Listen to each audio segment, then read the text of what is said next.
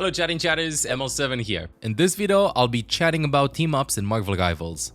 Team-ups are a unique gameplay element of Marvel Rivals that I feel kinda go under the radar at the moment, but they can help you get a lot of easy wins if you know what they do and build the best comps around them. You can try every team-up in the training range to see which one you like the most. The simulation is pretty well made and helps you understand better what each hero does in each team-up. They are an opportunity to buff at least one character of the team up under the condition of having the necessary hero in the team to do the team up with. What they can do is make broken heroes more broken, cheesy strategies cheesier, heroes that are weak by themselves in the current meta pretty strong, and so on. The team ups give to at least one hero of the team either an extra ability or buff an existing ability.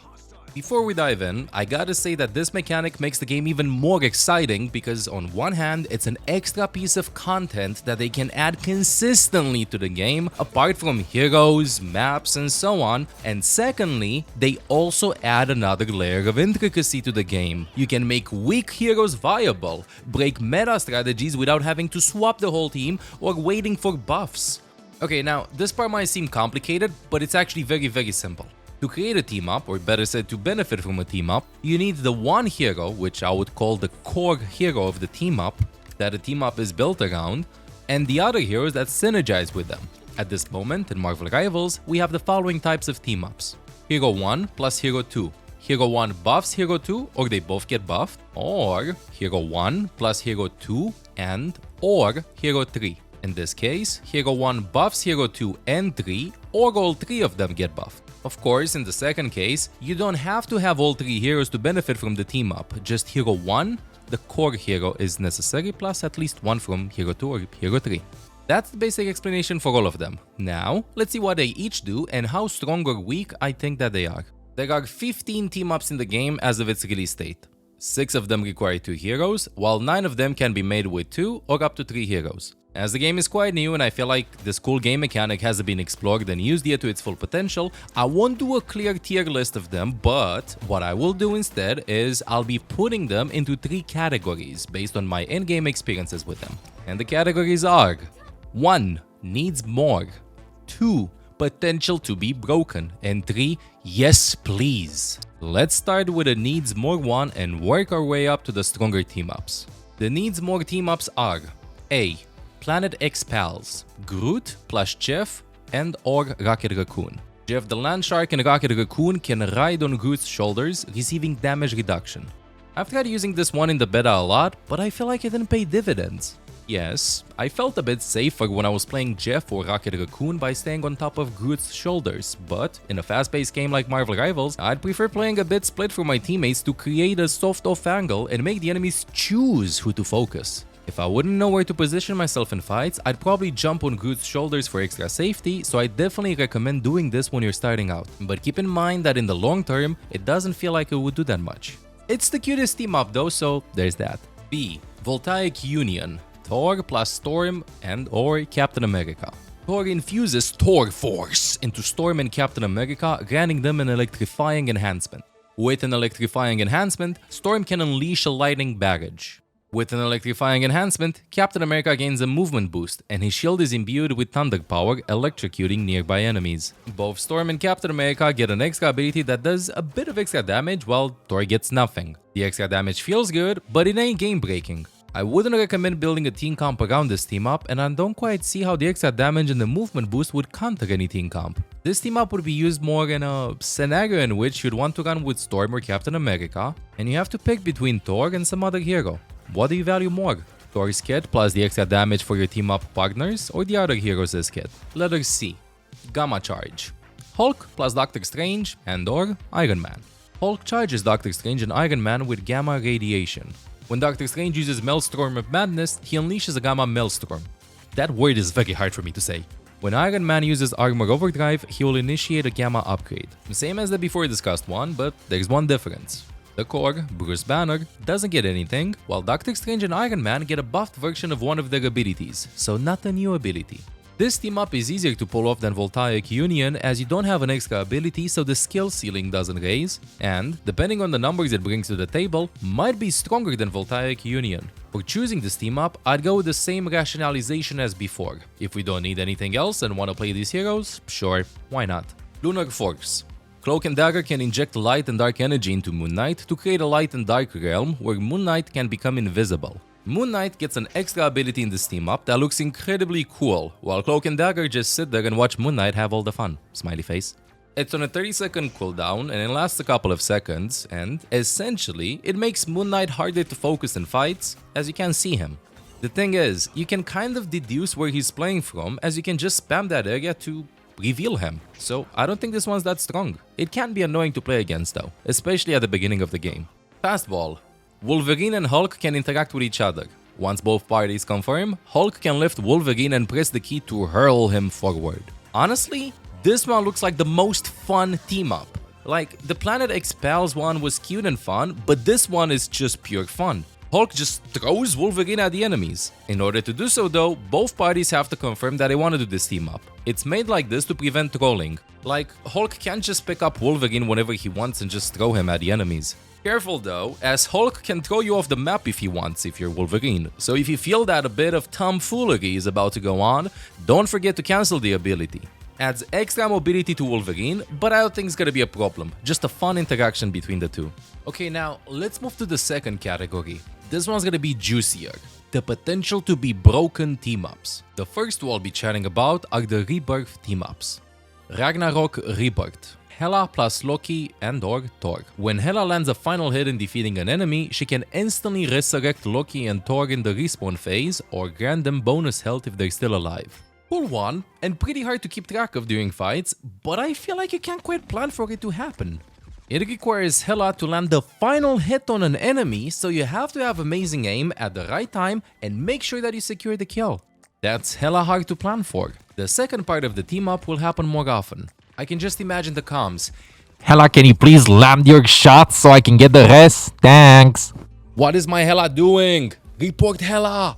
Guardian Revival. Adam Warlock plus Star-Lord and/or Mantis. Adam Warlock enhances the rebirth power of Star-Lord and Mantis, granting them the power of Cocoon the Revival. Way easier version of the previous team-up, as it requires Adam to exist for it to happen. It literally gives Star-Lord and Mantis the same passive that Adam has. As a reminder, if you get eliminated with Adam, you have the option to let the death timer run out and respawn, or you can choose to rest yourself. It has a pretty long cooldown, more than 100 seconds, so choose wisely in which teamfights you want to use it.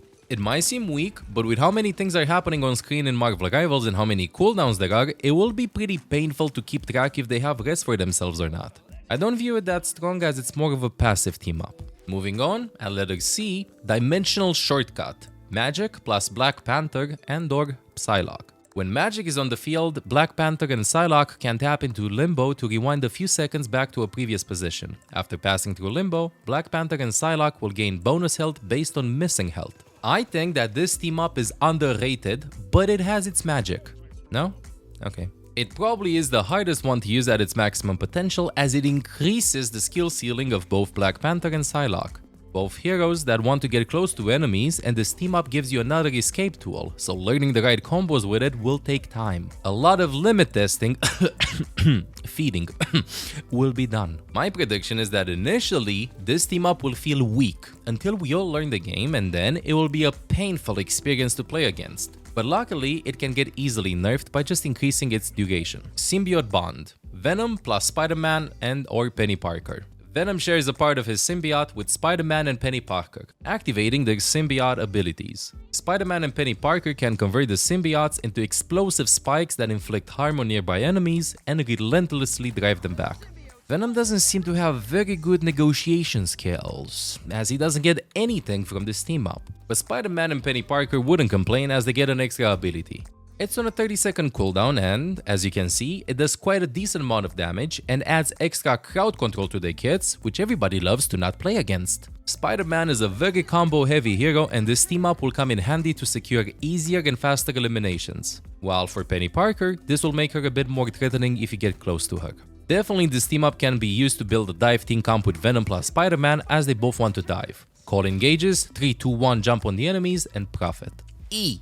Allied Agents. Hawkeye plus Black Widow. Hawkeye can share his Hunter's Sight with Black Widow, enabling her to catch sight of and damage after images of enemies. Newly added team up as both Hawkeye and Black Widow were not available in the beta. At first, it sounds broken, but I don't know what to say yet. You get Hawkeye's ultimate on a 30-second cooldown, but you do less damage than Hawkeye does in it. It's almost guaranteed damage for Black Widow if you can aim at a target that doesn't move, and being the squishy that gets focused down will be incredibly annoying.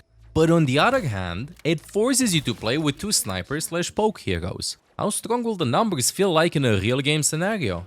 Is the team up worth it, or will the enemies just go tanky, divey heroes and not give you any space and the team up will be weak? We'll see. F. Atlas Bond. Iron Fist plus Luna Snow. Iron Fist channels the chi of Shu Lao into Luna Snow, transforming her ice power into a chi-infused frosty ring that radiates from her. This ring can launch up enemies with chilling damage and applies a slowing effect while simultaneously healing her allies. Haven't played with this one yet in an actual game, but as a Luna Snow player, I gotta say that I love this. I have an extra ability for self-PL, and it's a great counter-engage tool. Used at the right time and chaining the crowd control with other heroes that have crowd control, yeah, I think you can keep dives under control. The numbers of it seem also pretty good, and it's on the lower side of cooldown for team-ups, at the moment being available once every 20 seconds. I can't wait to learn how to use it properly. And finally, Esu Alumnus, Spider-Man plus Squirrel Girl. Spider-Man gives Squirrel Girl a web bomb. She can launch it to unleash an explosion upon contact with the environment or an enemy, briefly immobilizing and damaging enemies caught in its blast. So let's see. An extra ability for Squirrel Girl that is essentially a very long-range AoE stun on a 20-second cooldown. Yep, I think that this one should be tried a lot to see how efficient it is. It might seem stronger than it looks. It does a decent amount of damage too and can be used both for engaging and peeling. Having abilities that satisfy both aggressive and defensive playstyles is a great way of making a hero, or in this case, a team-up, meta. And finally, the last category, the Yes Please team-ups.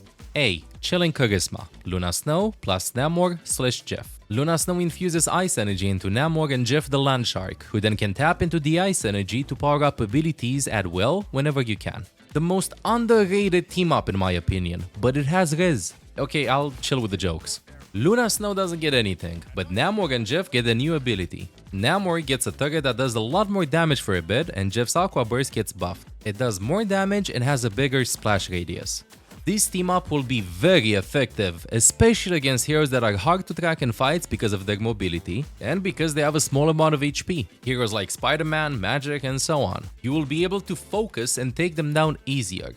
I suggest trying this team up if the enemy team is playing with squishy dive heroes and you want to counter that playstyle. It's almost guaranteed damage onto them and you might see them get frustrated and swap comp. Give it a try. B.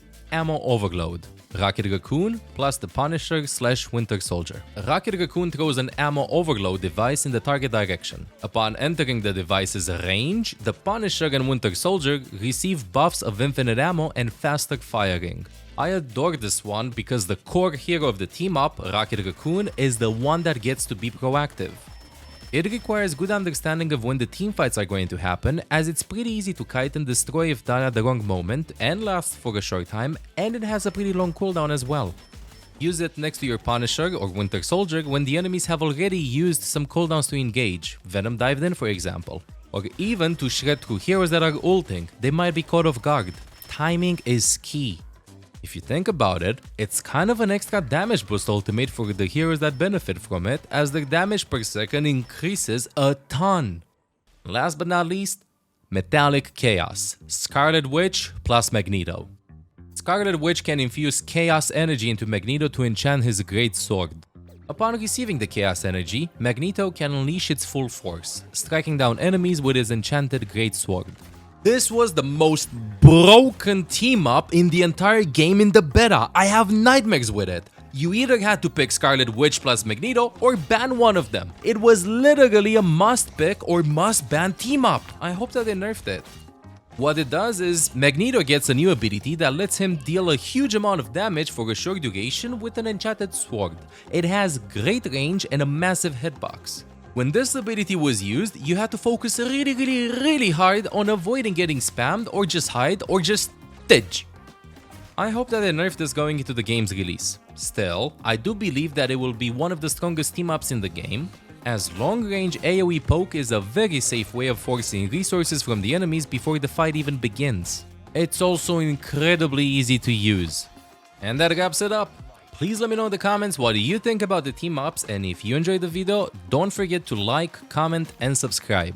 Catch me also live at twitch.tv/ML7support. There's gonna be some drops, and I'd love to see you there and say hi. Until next time, ML7 out. Hey, I'm Olaf. If you enjoyed the content, make sure to subscribe. Meow.